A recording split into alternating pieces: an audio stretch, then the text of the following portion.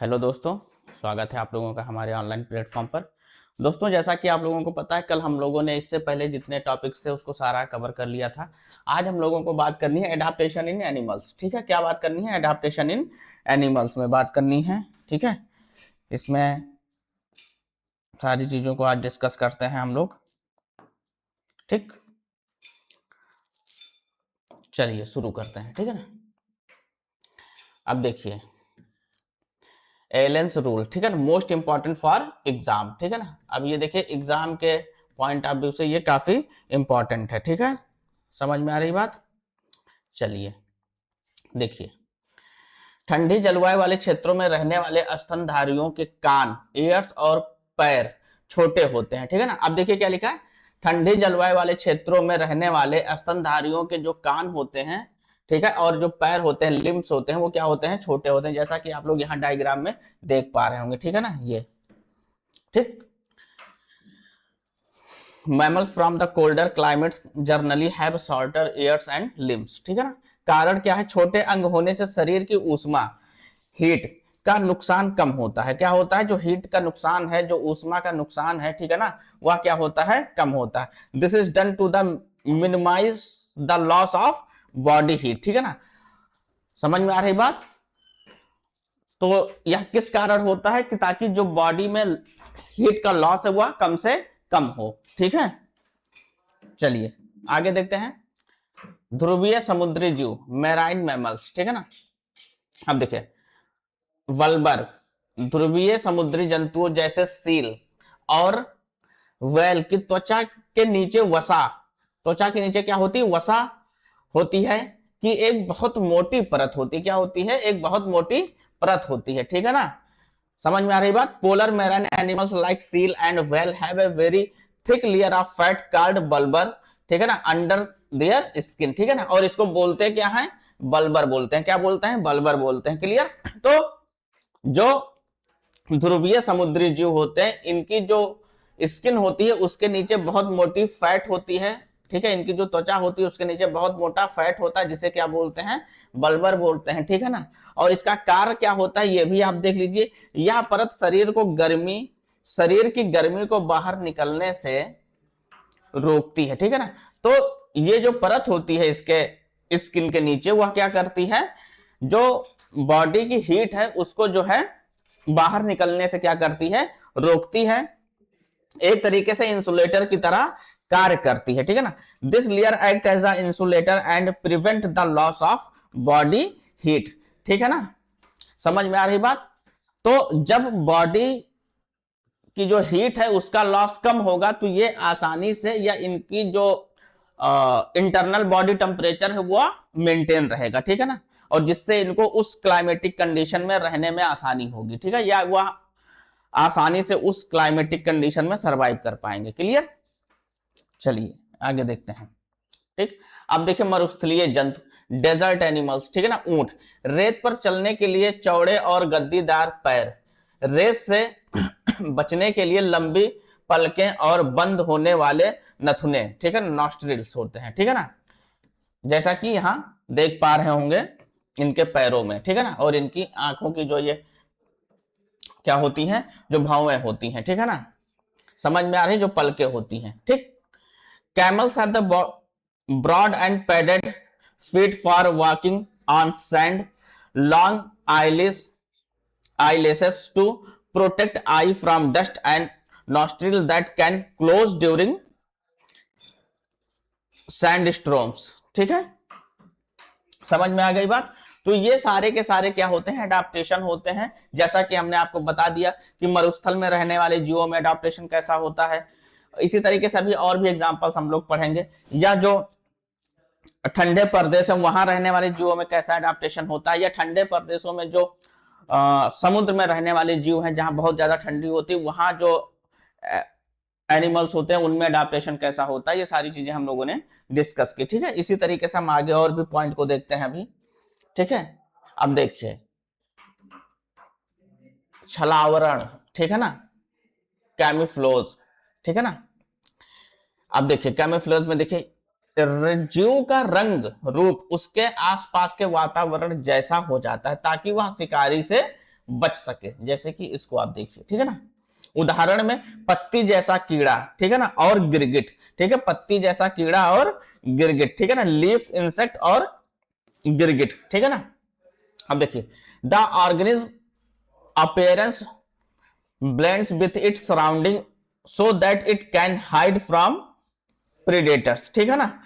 Example में आपने देख लिया, ठीक है। अब ये जैसे देखिए गिरगिट है, अब ये जिस तरीके का एटमॉस्फेयर इसके आसपास का होगा उसी तरीके का ये रंग अपना चेंज कर लेगा, ठीक है ना, ताकि ये जो प्रीडेटर है, जो शिकारी है, उससे क्या कर सके, अपने आप को बचा सके। क्लियर। चलिए आगे देखते हैं। वार्निंग कलोरेशन, ठीक है ना, चेतावनी रंगाकन। कुछ जीव बहुत चमकीले रंग के होते हैं जो शिकारियों को संकेत देते हैं कि वह जहरीले या कड़वे हैं, ठीक है। जो शिकारियों को क्या देते हैं, संकेत देते हैं कि वो क्या है, जहरीले और कड़वे हैं, ताकि वो उसको फीड ना करे, ठीक है ना। Some organs have very bright colour which signal predators that they are poisonous और बिटर इन टेस्ट। उदाहरण के लिए मोनार्क तितली, उदाहरण के लिए क्या है, मोनार्क तितली, ठीक है। और ये जो एग्जांपल्स हम आपको दे रहे हैं, ठीक, ये आप जरूर से जरूर याद रखिएगा। और दूसरी चीज, किस हेडिंग में या किस पॉइंट में क्या मेन है, ठीक है ना, और वो क्यों है, ये दोनों चीजें आपको याद रखनी है, ठीक है ना। सपोज करिए कि जैसे अब आ जाता है कि चेतावनी रंगाकन, ठीक है ना, ये कैसे जीवों में होता है, या इस तरीके के जीव कैसे होते हैं, तो ठीक है, तो इस तरीके के जीव कैसे होते हैं, ये बहुत चमकीले रंग के होते हैं, ठीक है, जो शिकारियों को संकेत देते हैं कि वह जहरीले और कड़वे हैं। तो इसमें अब आपको ये आएगा ऑप्शन में, तो आपको यही लगाना है, ठीक है, कि जहरीले और कड़वे होते हैं, ठीक है। और अगर एग्जाम्पल पूछता है या ये ना देके नाम दे देता है किसी ऑर्गेनिज्म का, तो आपको ये जो एग्जाम्पल दिए हुए हैं इसका आंसर आपको टिक करके आना है, ठीक है ना। और इन सारे टॉपिक से रिलेटेड जो भी क्वेश्चंस बन रहे हैं आपके, ठीक है ना, जब ये चैप्टर कंप्लीट हो जाएगा तो लास्ट में जो भी क्वेश्चन इस टॉपिक से रिलेटेड हैं, 10 20 50 जितने भी क्वेश्चन है वो आपको सॉल्व कराए जाएंगे, ठीक है, 1 बाय 1 करके। क्लियर। चलिए आगे देखते हैं।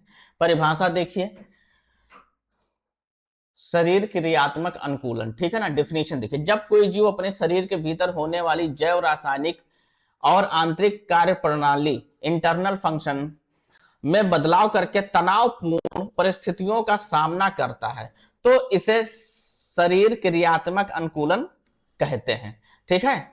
देखिए क्या लिखा हुआ है, जब कोई जीव अपने शरीर के भीतर होने वाली जैव रासायनिक और आंतरिक कार्य प्रणाली में बदलाव करके तनावपूर्ण परिस्थितियों का सामना करता है, ठीक है ना। मतलब कि अगर कहीं की जो कंडीशन है वह क्या है, हार्मफुल है, ठीक है, और उसके अकॉर्डिंग कोई भी जीव अपने बॉडी में जैव रासायनिक बायोकेमिकल और इंटरनल फंक्शन में क्या करता है, बदलाव करता है, ठीक है, और अपने आप को उस परिस्थिति के अकॉर्डिंग ढाल लेता है, और इसी को हम क्या बोलते हैं, शरीर क्रियात्मक अनुकूलन कहते हैं। क्या बोलते हैं, शरीर क्रियात्मक अनुकूलन बोलते हैं, ठीक है। समझ में आ गई बात।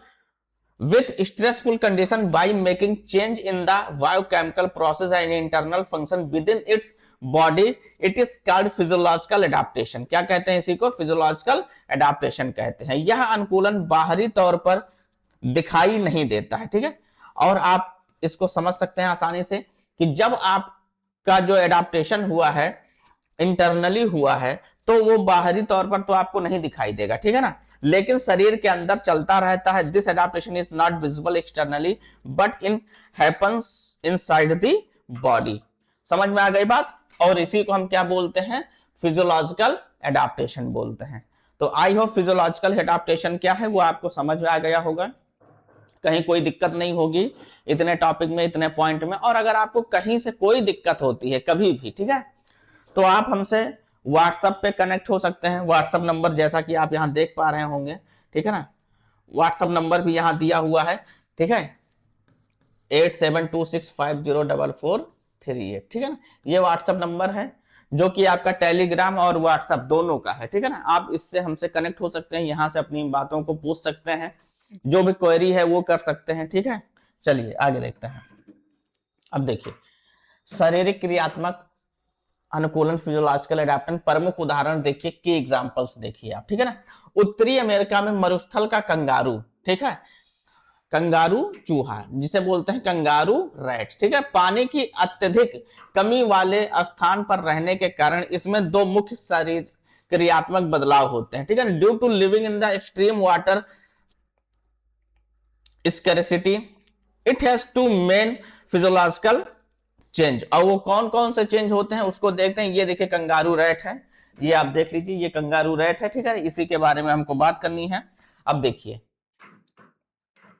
ठीक है, इसमें कौन कौन से होते हैं ये आपको हमने बता दिया, ठीक है। अब उसका एग्जांपल देखिए, इसके शरीर में फैट के टूटने से सह उत्पाद बाई प्रोडक्ट के रूप में पानी निकलता है, जिससे इसकी पानी की जरूरत पूरी हो जाती है, ठीक है ना। इसमें क्या होता है, इसके शरीर में वसा के टूटने से सह उत्पाद बाई प्रोडक्ट के रूप में पानी निकलता है, ठीक है। जब इसके वसा टूटती है तो उसमें बाई प्रोडक्ट के रूप में क्या निकलता है, वाटर, ठीक है, क्या निकलता है, वाटर, जिससे इसकी पानी की जो जरूरत होती है वह पूरी हो जाती है, ठीक है। Water in release as a by product during the breakdown of the fat in its body fulfilling its water requirement, it is really need to drink water, ठीक है। अब दूसरी देखिए, सांद्र मूत्र, कंसंट्रेटेड यूरिन, इसके गुर्दे किडनी मूत्र को बहुत अधिक गाढ़ा करने की क्षमता रखते हैं, जिससे शरीर से पानी का नुकसान न्यूनतम होता है, ठीक है, जिससे शरीर में पानी का नुकसान क्या होता है, न्यूनतम होता है, ठीक है। समझ में आ गई बात। तो ये इसके दो आपके कारण है, एग्जाम्पल है कि इसमें कौन कौन सी मैकेनिज्म होती है जिससे ये पानी का जो नुकसान होता है कम से कम अपनी बॉडी में कर लेता है, ठीक है। चलिए अब देखिए, एल्टीट्यूड सिकनेस, ठीक है, इसके बारे में हमने कल भी बात की थी, आज फिर हम बात करते हैं। जब कोई व्यक्ति अचानक ऊंचे पहाड़ों 3500 मीटर से ऊपर पर जाता है तो शरीर ऑक्सीजन की कमी, लो ऑक्सीजन, ठीक है, के प्रति प्रतिक्रिया देता है, ठीक है ना। When a person suddenly move to high altitude the body respond to the low oxygen level, ठीक है ना। लक्षण क्या होते हैं, मिचली आना, थकान, हृदय की धड़कन बढ़ना, ठीक है, ये हमने कल बात की थी इसके बारे में, इसलिए हम इस पे बहुत ज्यादा डिस्कशन नहीं करेंगे, ठीक है। चलिए आगे देखते हैं। अब देखिए, शरीर द्वारा आरबीसी उत्पादन बढ़ना, ठीक है ना, लाल रक्त कोशिकाओं की संख्या बढ़ जाती है, ठीक है, हीमोग्लोबिन के बंधक क्षमता कम करना, ठीक है, ताकि ऊतकों को ऑक्सीजन जल्दी मिल सके, ठीक है, श्वसन दर बढ़ना, ठीक है। और ये इसके क्या होते हैं, लक्षण होते हैं। जब कोई हाई एल्टीट्यूड पर जाता है तो उसमें क्या क्या चीजें होती हैं, ये सारी चीजें यहाँ लिखी हुई है, ठीक है ना। Increase RBC production, release cells to increase, ठीक है ना, और ब्रीथिंग रेट जो होता है वो बढ़ जाता है, फास्टर हो जाता है, ठीक है ना। ये सारे के सारे इसके लक्षण होते हैं, ठीक है। चलिए आगे देखते हैं मरुस्थलीय पौधों में कैम पाथवे, ठीक है ना। अब इसको देख लीजिए, रेगिस्तान पौधे जैसे कैक्टस में एक विशेष चक्र चलता है जिसे कैम पाथवे, ठीक है ना, कहते हैं। क्या बोलते हैं, कैम पाथवे बोलते हैं। सर्कुलेशन एसिड मेटाबॉलिज्म, ठीक है, कहते हैं। Desert plants like cactus follow as the special cycle, जिसे कैम बोलते हैं। क्या बोलते हैं, कैम बोलते हैं। फंक्शन क्या होता है इसका, तो इसके कारण रंध्र जो होते हैं स्टोमेटा दिन के समय बंद रहते हैं और रात के समय खुलते रहते हैं, ठीक है। रात के समय क्या होते हैं, खुलते रहते हैं, ठीक, समझ में आ गई बात। रात के समय क्या होते हैं, खुलते रहते हैं, क्लियर, ठीक। अब देखिए, चरम वातावरण में सूक्ष्म जीव, आर्की बैक्टीरिया, ठीक है ना, चरम वातावरण में सूक्ष्म जीव जिसको बोलते हैं आर्की बैक्टीरिया, उसके बारे में हम थोड़ा सा बात कर लेते हैं। गर्म झरने, हॉट स्प्रिंग में कुछ जीवाणु 100 डिग्री सेल्सियस से अधिक तापमान में भी जीवित रहते हैं, क्योंकि उनके एंजाइम उच्च तापमान के प्रति अनुकूलित होते हैं, ठीक है ना। बहुत से ऐसे माइक्रो ऑर्गेनिज्म हैं जो हाई टेम्परेचर, जैसा कि यहाँ लिखा भी हुआ है, 100 डिग्री सेल्सियस के ऊपर भी आसानी से सरवाइव कर पाते हैं। क्यों कर पाते हैं, क्योंकि उनके एंजाइम जो होते हैं उच्च तापमान के प्रति क्या होते हैं, अनुकूलित होते हैं, कि उनको उच्च तापमान पे भी कोई दिक्कत नहीं होती है, इसीलिए उनके एंजाइम प्रॉपर कार्य करते रहते हैं और वो आसानी से उस एक्सट्रीम एनवायरमेंट में भी, हार्शफुल एनवायरमेंट में भी आसानी से सरवाइव कर पाते हैं। ठीक है। गहरा समुद्र, डीप सी। अब देखिए ये इंग्लिश में लिखा हुआ है, इसको हम नहीं पढ़ रहे हैं, ठीक है ना। Some bacteria survive in hot spring above 100 degree Celsius because their enzyme and proteins are heat resistant. ठीक है ना, पढ़ने का कोई मतलब नहीं है, हमने आपको समझा दिया है, स्लाइड में लिखा हुआ है, ये आप देख सकते हैं। ठीक है। गहरा समुद्र, अत्यधिक उच्च दाब वाले समुद्र की गहराई में रहने वाले जीवों में विशेष जैव रासायनिक अनुकूलन होता है। क्या होता है? विशेष जैव रासायनिक अनुकूलन होता है, जिसके कारण ये आसानी से गहरे समुद्र में भी रह सकते हैं। ठीक है ना। Organism living in the crushing pressure of the deep sea have special biochemical adaptation to survive. ठीक है। क्या होता है? स्पेशल बायोकेमिकल एडेप्टेशन होता है, जिसके कारण ये आसानी से डीप सी में भी सर्वाइव कर पाते हैं। कहां? डीप सी में भी सर्वाइव कर पाते हैं। क्लियर? समझ में आ रही बात? चलिए, ठीक है। जलीय जीवों में परासरण नियम, ठीक है ना। Osmo regulation in aquatic organism, osmo regulation in aquatic organism, ठीक है ना। इसके बारे में हम लोगों को बात करनी है, तो इसके बारे में हम लोग बात करेंगे कल। आज के लिए बस इतना ही। आज संडे है, आप लोग भी थोड़ा सा रिलैक्स करिए, आराम से कहीं घूमने टहलने चले जाइए, संडे मनाइए, पढ़ाई भी करिए, वो भी जरूरी है। ठीक है। और जो अपनी तैयारी है वो कंटिन्यू रेगुलर मैनर में करते रहिए, बाकी कोई दिक्कत नहीं है। एक टारगेट फिक्स कर लीजिए कि इतने से इतने घंटे हमको पढ़ना है, एक अपना रूल बना लीजिए, उसी के अकॉर्डिंग पढ़ाई करिए। ठीक। दिन में आप 4 ही घंटे पढ़ाई करिए 24 घंटे में, लेकिन जब भी करिए आप पूरी ईमानदारी से करिए, पूरी एफिशिएंसी के साथ करिए। ठीक। उसके बाद जो 20 घंटे बचते हैं उसमें खाना सोना पीना जो भी करना है वो करिए। ठीक है ना। आप पढ़ाई 4 ही घंटे करिए, लेकिन जब भी करिए पूरी ईमानदारी से करिए। जरूरी नहीं कि वो 4 घंटे लगातार आप पढ़ाई करें, उस 4 घंटे को एक एक घंटे के इंटरवल में डिवाइड कर लीजिए। 1 घंटे मॉर्निंग में, 1 घंटे इवनिंग में, 1 घंटे नाइट में, ऐसे करके आप 4 घंटे को डिवाइड कर लीजिए। ठीक है ना। और अगर 4 घंटे भी आप ईमानदारी से पढ़ लेते हैं सी नेट के लिए, तो हम यहां से गारंटी लेते हैं कि आपका सिलेक्शन कोई नहीं रोक सकता है, वो भी गवर्नमेंट कॉलेज में। ठीक। तो इसलिए आप आराम से रेगुलर मैनर में और सिस्टमैटिक तरीके से पढ़ाई करिए। अच्छा, एक इंफॉर्मेशन और आप लोगों को देनी है उन बच्चों को जो स्पेशली बायो पढ़ना चाहते हैं। ओनली 99 रुपीज में, मात्र 99 रुपीज में सी नेट के लिए एक नया बैच हम लॉन्च कर रहे हैं। ठीक है, जो कि आपका 20 फरवरी से ये भी लॉन्च हो जाएगा। केवल इसमें बायो ही पढ़ाया जाएगा, आपका 11th प्लस 12th की जो कंप्लीट बायोलॉजी है वो पढ़ाई जाएगी, प्लस आपका नोट्स जो है ये आपको प्रोवाइड कराया जाएगा। ठीक है, ऐप पर केवल 99 रुपीज में एक कंप्लीट बायोलॉजी है। जिन भी बच्चों को केवल बायो पढ़ना है, जिसका लेवल होगा आपका, जितने भी वनडे एग्जाम है, मतलब जितने भी कॉम्पिटिटिव एग्जाम है, आपके एंट्रेंस एग्जाम है उसके लिए, और प्लस अगर नीट का बच्चा है तो उसके लिए भी वो कारगर साबित होगा। ठीक। तो जो नीट के बच्चे हैं या जो सी नेट का एग्जाम जिसको देना है, या जिस भी स्टेट लेवल का एग्जाम उनको देना है, एंट्रेंस एग्जाम, वो सारे बच्चे हमसे जुड़ सकते हैं और इस बैच को, केवल बायो वाले बैच को ज्वाइन कर सकते हैं। कितने रुपीज में? 99 रुपीज ओनली। ठीक है ना। समझ में आ रही बात? और बाईलैंग्वेज ही रहेगा, मैं ये भी बता दूं। ठीक है, वो भी बैच पूरी तरीके से बाईलैंग्वेज ही रहेगा, जैसे कि ये बैच है। ठीक। हिंदी और इंग्लिश मिक्स करके पढ़ाया जाएगा, आपको पूरा सिस्टमैटिक मैनर में पढ़ाया जाएगा। जितनी चीजें आपको पढ़ाई जाएंगे उन सारी चीजों का आपको नोट्स भी मिल जाएगा, जो कि प्रिंटेबल होगा। आप अगर चाहोगे तो उसको डाउनलोड करके ऐप से प्रिंट भी करा सकते हो। ठीक। तो दोस्तों आज के लिए बस इतना ही। आप लोग अपना ध्यान रखें, स्वस्थ रहें, मस्त रहें और पढ़ाई करते रहें। मिलते हैं कल नए टॉपिक के साथ नए लेक्चर में। तब तक के लिए धन्यवाद।